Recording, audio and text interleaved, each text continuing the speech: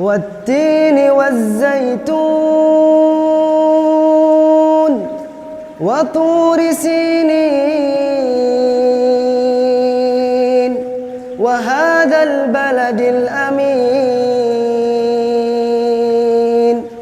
لقد خلقنا الإنسان في أحسن تقويم ثم رددناه أسفل سافلين إلا الذين آمنوا وعملوا الصالحات فلهم أجر غير ممنون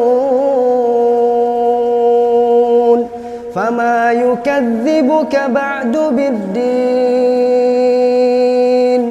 أليس الله بأحكم الحاكمين